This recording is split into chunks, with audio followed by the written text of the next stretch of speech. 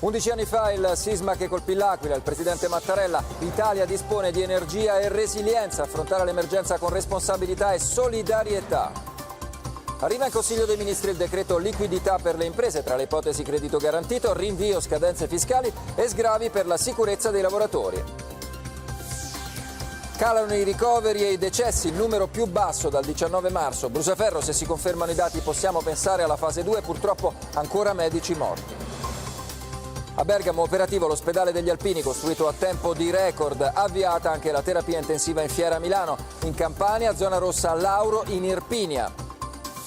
In Gran Bretagna la regina Elisabetta parla alla nazione: vinceremo e torneremo insieme. Il premier Johnson ricoverato in ospedale. Gli Stati Uniti primo paese al mondo per i contagi.